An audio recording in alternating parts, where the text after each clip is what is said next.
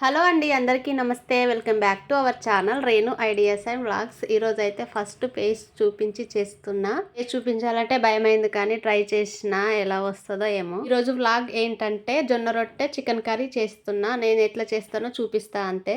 జొన్న రొట్టె రాని వాళ్ళు కూడా ఈజీగా చేసుకునే విధంగా చూపిస్తా. ఇక్కడ ఏం మాట్లాడుతున్నానంటే ఎలా మాట్లాడాలి, ఫేస్ ఎలా చూపించి మాట్లాడాలని ప్రాక్టీస్ చేస్తున్నా. అది కూడా పెట్టేసిన.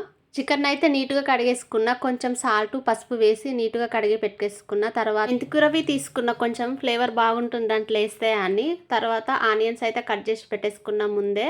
కొన్ని పచ్చిమిర్చి తీసుకున్న 2-3. ఒక గిన్నెలో ఆయిల్ పోసి కట్ చేసుకున్న పచ్చిమిర్చి ఆనియన్స్ అయితే వేసి కలిపేసుకుంటున్నా. అవి కొంచెం మగ్గినాక కరివేపాకు అల్లం వెల్లుల్లి పేస్ట్ వేసి బాగా కలుపుకొని అవి మంచిగా ఫ్రై అయిన తర్వాత ముందుగా కడిగి పెట్టుకున్న చికెన్ వేసి కలుపుకోవాలి. నేనైతే కేజీ చికెన్ తీసుకున్నా. మూత పెట్టి ఆ వాటర్ పోయేంత వరకు కొంచెం మగ్గనివ్వాలి. కొంచెం మగ్గిన తర్వాత ఉప్పు పసుపు వేసి కలపాలి ఒకసారి. కారం అయితే సరిపోయినంత వేసుకోండి. నేనైతే 3 స్పూన్స్ వేసుకున్నా కేజీకి. మీరు ఎక్కువ తింటే ఎక్కువ వేసుకోండి, తక్కువ తింటే తక్కువ వేసుకోండి. చికెన్ లో అయినా మటన్ లో అయినా నాన్ వెజ్ లో దేంట్లో అయినా కొంచెం కారం ఎక్కువ ఉంటేనే బాగుంటుంది. ఎక్కువ అంటే మరీ ఎక్కువ వేయకండి. బాగా కలుపుకొని మూత పెట్టి కొద్దిసేపు మగ్గనివ్వాలి. మగ్గిన తర్వాత ఈ మెంతికూర వేసుకుంటే టేస్ట్ బాగుంటుంది. ఫ్లేవర్ అయితే మంచి స్మెల్ వస్తుంది. మెంతికూర అయితే ఫ్రెష్గా ఉంది, మార్నింగే మార్కెట్ లో తీసుకొచ్చిన. కొంచెం కొబ్బరి టమాటాలు వేసుకున్నా, కొంచెం గ్రేవీ వస్తుందా అని. చాలా మంది వేయకుండొచ్చు, నేనైతే అప్పుడప్పుడు వేస్తా. ఇలా బాగా కలుపుకొని గ్రేవీకి సరిపోయే అన్ని వాటర్ పోసుకోవాలి. ఎందుకంటే జొన్న రొట్టెకి గ్రేవీలో ఉంటే బాగుంటుంది. నేనైతే వేడి పెట్టుకున్న వాటరే పోసిన. వాటర్ కొంచెం దగ్గర పడే వరకు మగ్గనివ్వాలి. ధనియాల పొడి గరం మసాలా వేసుకున్నా. ఇవి 2 తప్ప ఏ మసాలా వేసుకోను. సింపుల్ గా చేస్తా. కొద్దిగా కొత్తిమీర వేసుకుంటే సరిపోతుంది అండి. కర్రీ అయితే రెడీ అయిపోయింది. తర్వాత జొన్న రొట్టె చేస్తా. జొన్నపిండి అయితే జల్లెడ పెట్టేసుకున్న ముందే. ఇది మేము పట్టించిన జొన్నపిండేనండి.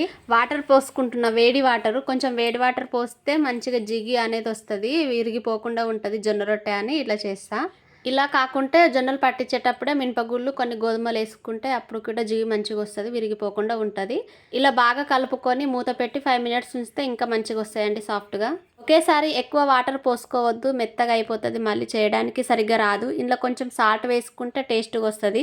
ఈ జొన్న రొట్టె మంచి హెల్దీ అండి. నేనైతే ఈ మధ్య ఎక్కువ నైట్లో చేస్తున్నా జొన్న రొట్టె. నేను ఇంకా తక్కువ చేస్తా అండి. అమ్మ వాళ్ళ సైడ్ అయితే ఎక్కువ చేస్తారు, ప్రతిరోజు జొన్న రొట్టె తింటారు వాళ్ళు. ఇలా మూత పెట్టి పక్కన పెట్టేసిన. 5 మినిట్స్ తర్వాత ఇలా తీసుకొని కొద్దిగా మంచిగా కలుపుకొని ఇట్లా 2 హ్యాండ్స్ తోని ఇట్లా రౌండ్ గా చేసుకొని కింద పిండేసుకొని ఇట్లా కొట్టేసేయాలి.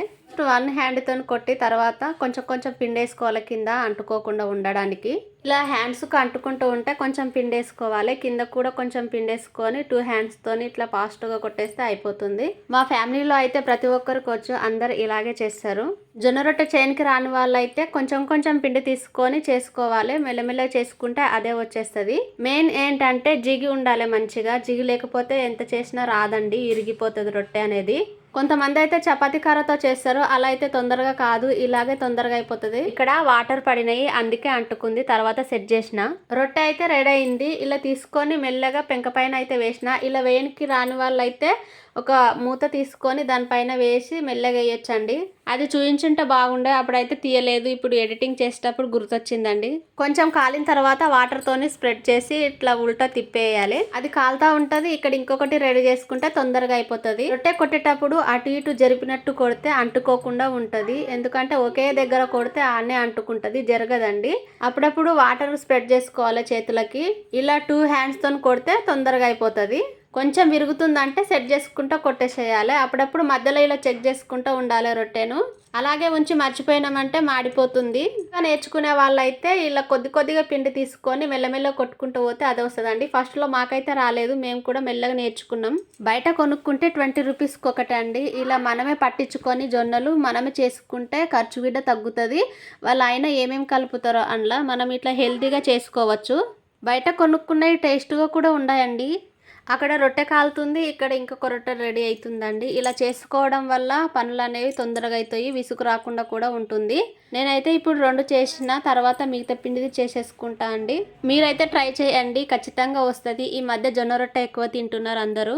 మిగతా పిండి చేయడం అయిపోయిన తర్వాత నేను కూడా లంచ్ చేసేస్తున్నా. ఆ లోపు పిల్లలు కూడా వచ్చేసిర్రు. వీడికి రన్నింగ్ పోటీ అంట, ఓడిపోయినా అని చెప్తుండు. సర్లే పోనీలే, నెక్స్ట్ టైం మళ్ళీ పెడతారు కదా అప్పుడు గెలుద్దులే, డ్రెస్ మార్చుకోపో అంటే మార్చుకొని ఫ్రెష్ అప్ అయి వచ్చేసిర్రు. వాళ్ళకు కూడా వేసి ఇచ్చిన జొన్న రొట్టె. నా వీడియో నచ్చితే లైక్, షేర్, సబ్స్క్రైబ్ చేయండి. బాయ్.